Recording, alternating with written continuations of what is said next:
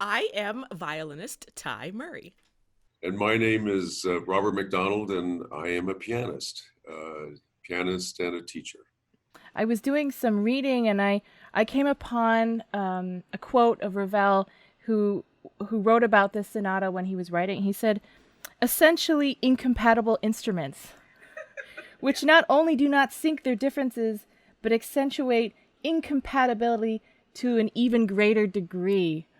So he wrote that about this sonata, and I wonder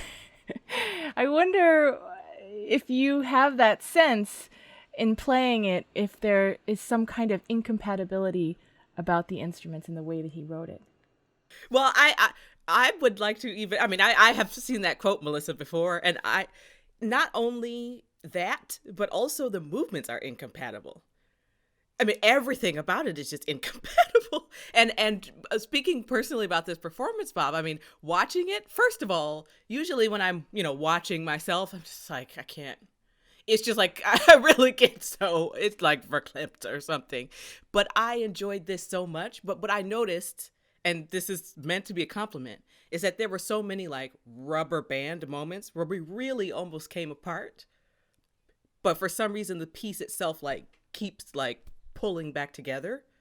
And I think I mean, so speaking of that incompatibility, I think his realization that he's dealing with two completely different sound worlds, he really thought about how that could fit together.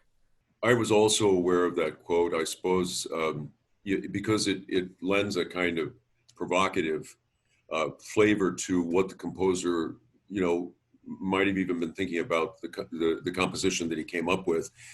But it is, as you said, it's interesting that the three movements in a way do not seem to fit together, but somehow the psychological arch of the piece as a whole is very effective. And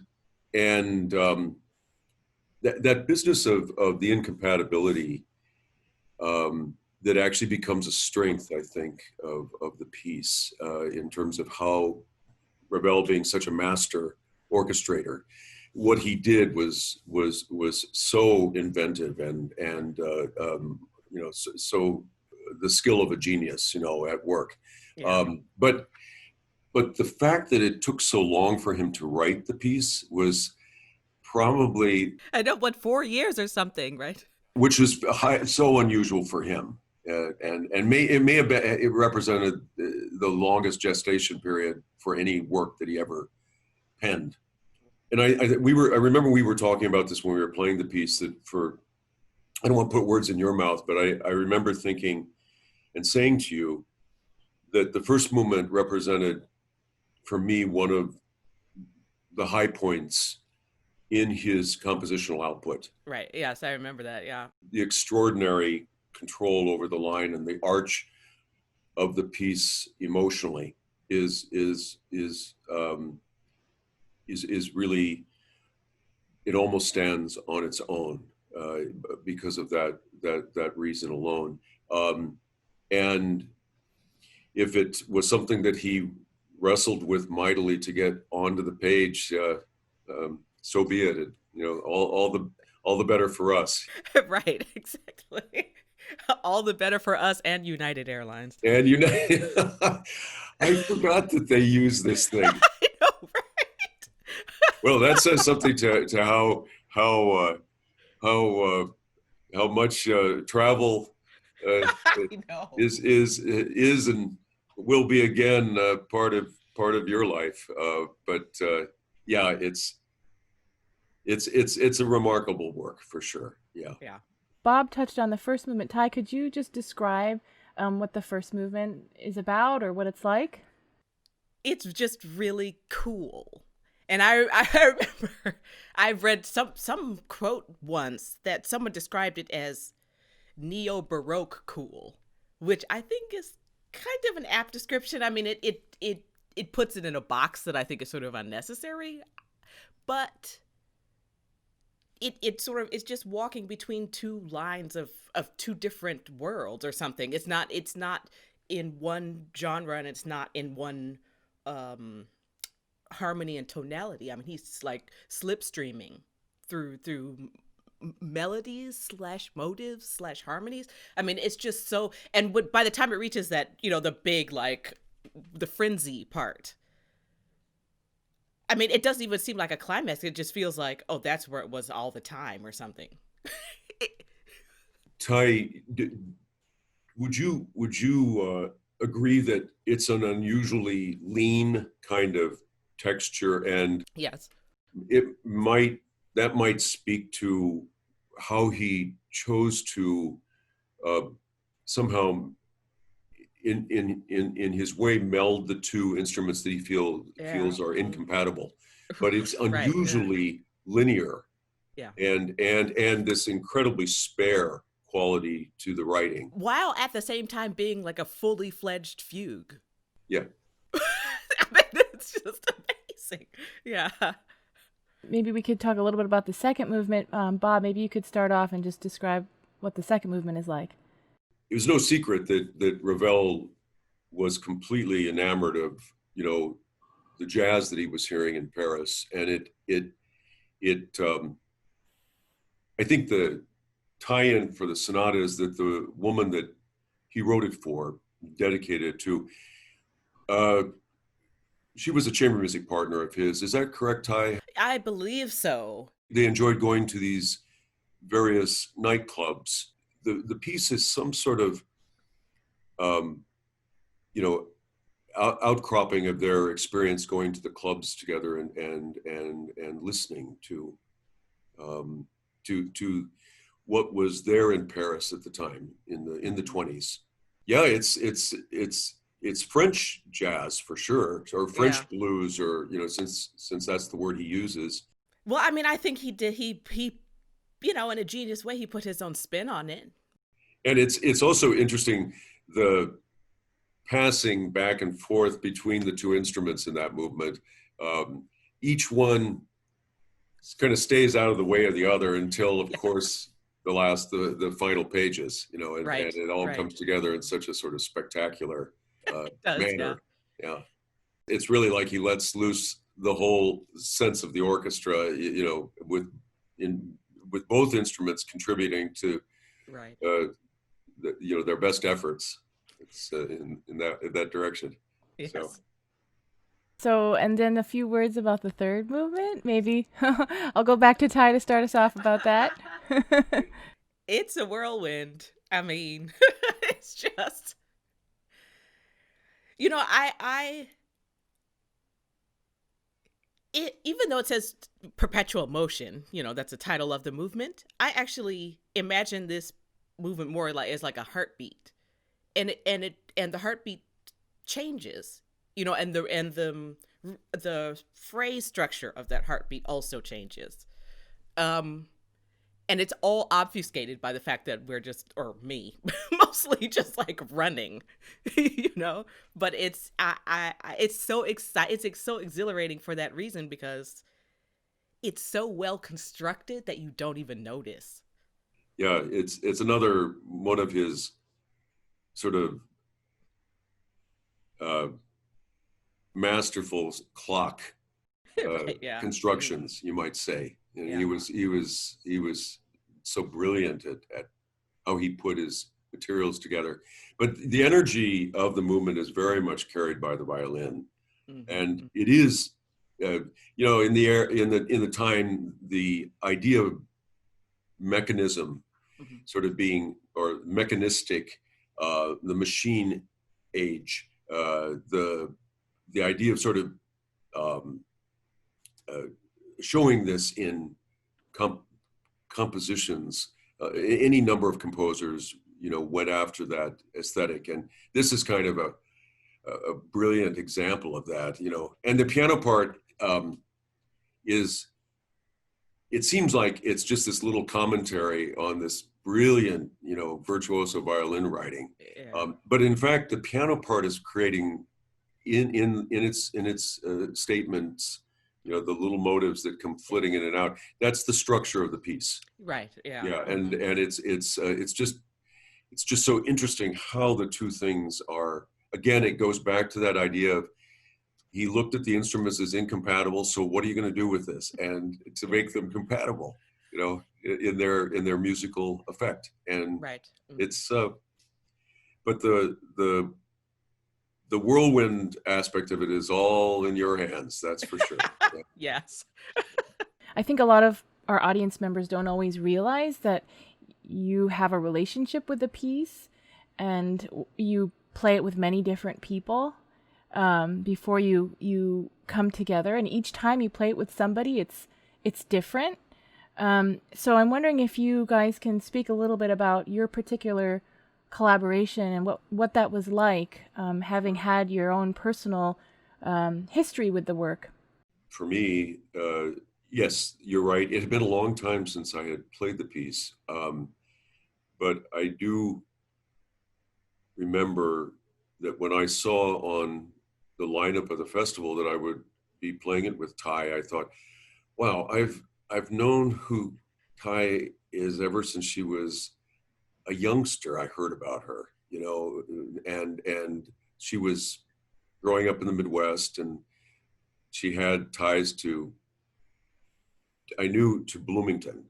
I didn't know much about her, but I was hearing about her. And somebody, she doesn't know this, but somebody played me a recording that she made, just a few snippets of it, when she was about 14.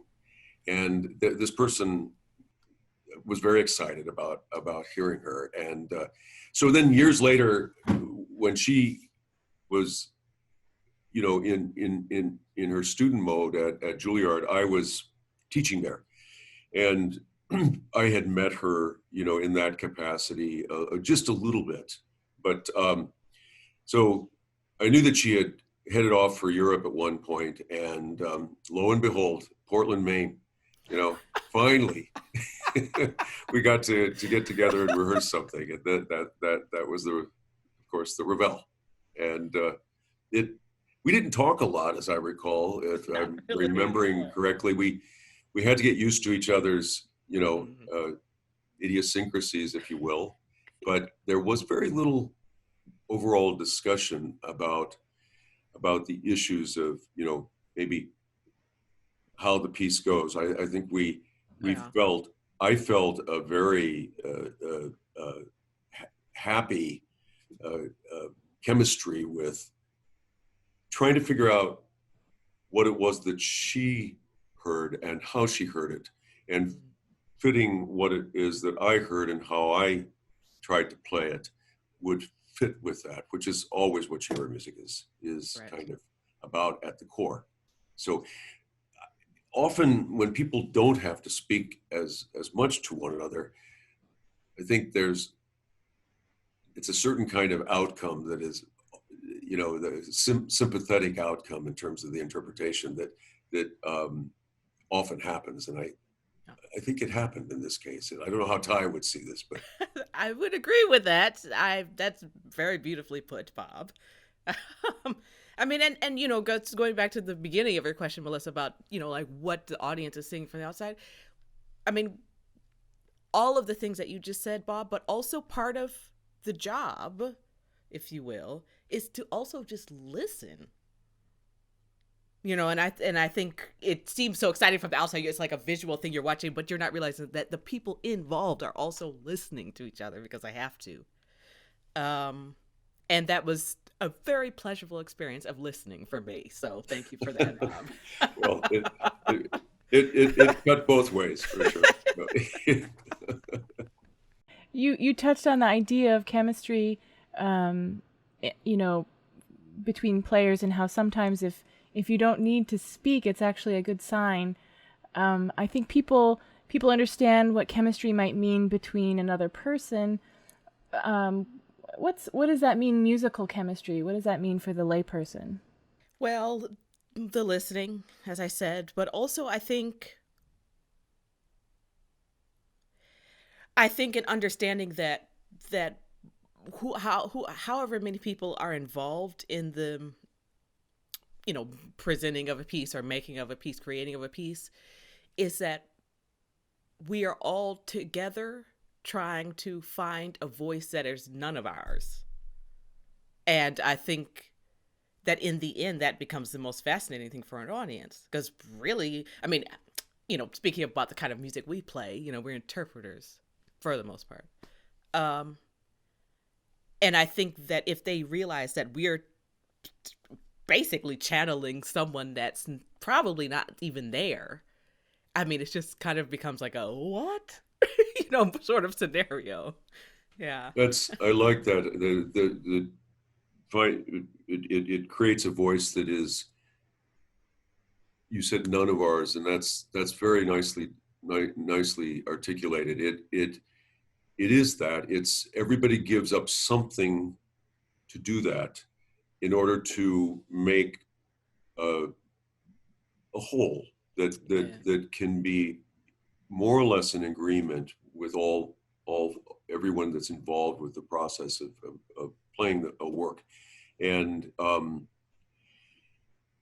I find myself a lot of times in performances when we don't have a lot, when we're working out a performance of something and we don't have a lot of time, which is the usual case in festival work, that your sense of being a diplomat, and it's not something that necessarily is externalized. It's often what's going on inside yourself. You're being a diplomat towards the other person. You're being a diplomat towards yourself and your belief system. You're trying to see what will, for the common good of the performance, be viable. And it's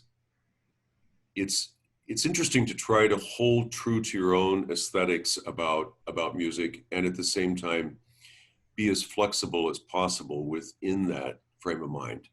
And that's what you just said is what the outcome is, and it's like, where did that come from? I didn't even think of the music going quite in that direction, but we ride along with it because we also know that it's working. And hopefully, of course, that means that each performance is, if we had a chance to do it multiple times, each one would, of course, be a little bit different from the other. Yeah. And it's a lot of that is just giving over trust to other people, as well as, if you have enough experience and your own belief system is strong, you will bring to the table what's necessary. Yeah. But I don't know about how you would look at this, Tai, but I often think if people think and use rhythm in the sense of momentum in the music, the direction of the music, which is all, controlled by that sense of rhythm. If that's similar, then almost anything is possible. Right. I agree. Yeah. I'm just wondering, I think for people who don't perform much, one thing they wonder about is what actually goes through your mind in performance. What are you thinking about? They probably really don't want to know. I don't know if you can remember what was going through your mind during this particular performance, but just to give our listeners a sense of what it's like to play a piece on stage, I wonder if you could share the kinds of things that you think about. Well, I find it's one of two things. Either my mind is blank, meaning that I really have no recollection of anything that happened concurrently while I was playing. But I've also had the experience where I remember what I'm thinking because it's not about the performance. So I'm like having to this inner struggle of dragging myself back to the playing and away from whatever is distracting my mind at the moment. And both of those situations are strange for different reasons, because it's the whole idea of being completely blank. Of course, that's not true.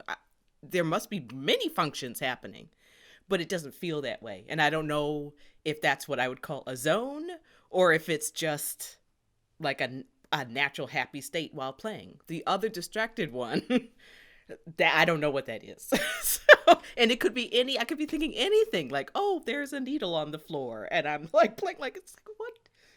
I like the word, in the zone, or the expression in the zone. Um, I think that's what we're all hoping for when we're on stage. Mm-hmm. And what I find is that one doesn't all that often get there the way one would, you know, uh, really prefer. But knowing what it takes to get there, and that all comes from experience, and it at least means that you're struggling to approach it. And a lot of times, for me, if I'm not getting the right information from the acoustics of the hall, or I'm not getting the right information, in other words, if I'm on stage with Tai and I can't quite hear her the way I would like to, and it's because of the particular properties of a hall and how her sound might go out immediately. In another hall, it might linger on the stage longer, and I can grasp what needs to be sort of understood by me in order to fit then with her decisions and the way she's playing her part. That always makes me a great deal happier. But the fact is, even if you're at your most uncomfortable in these respects and you're really not getting what you need, you have to you have to fake it. You have to, and not, faking it is the wrong word, because what you're doing is you're relying and Right. trusting your experience from the past. Right. Yeah. That's a lot, I think, of what we might all agree on, that has to be there each evening that you're performing something. It's not just what you have in the moment, even though that's what the audience is experiencing, but it can be so varied for us, in terms of what we're experiencing on stage, but the important thing is that it's our job not to show that. Our discomfort. Then all you can do is say, you know what, I'm not quite sure how this is coming out, but I'm just going to trust that I've done it often enough. Right. Yes. Tai, I don't want to put you on the spot, but I'm going to do it anyway. Oh, no. You told me a really charming and poignant story about when you found out that you were going to play this piece with Bob. I wonder if you could just tell us that story about... Well, I'll try to tell it without embarrassing Bob. But when I got your email and it said, play Ravel Sonata with Robert McDonald, well, I mean, I was holding a phone, but in my mind, it felt like I had like a sheaf of papers and I just like threw them all in the air. Like, that's what my mind imagined of that moment. And a lot of it had to do with just, of course, just the past and the amount of times that I've had the opportunity to enjoy Bob's playing. One of those times being the legendary recital that you gave with Midori at Carnegie Hall. I had the video, I had the CD, I wore them both out. I just loved it. And so, yeah, so still in my mind, I see that sheaf of papers whenever I think about like Melissa's email. Well, you thoroughly embarrassed me, Tai. Oh no, I'm so sorry. It wasn't my fault.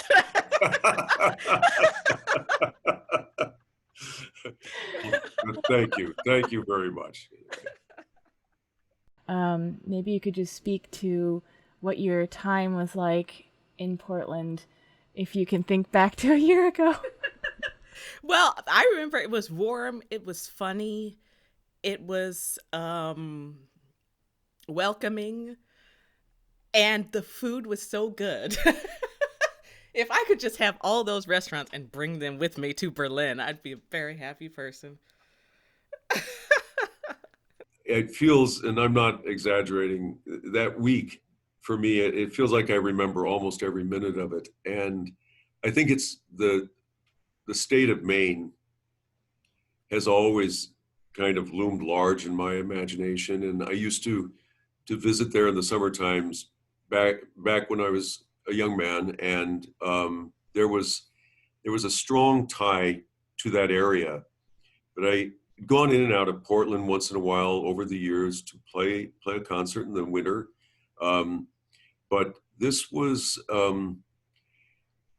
this felt like I got to settle into. It's a wonderful town, and and what it represents in many directions is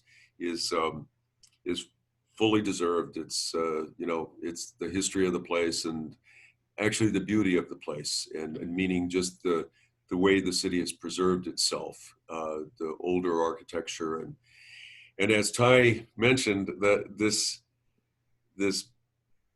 mecca for people who love food, and it's the real thing. There's nothing overhyped about it. It's quite something. So do you guys have a favorite restaurant that you can call out? Izakaya Minato, yes, that one.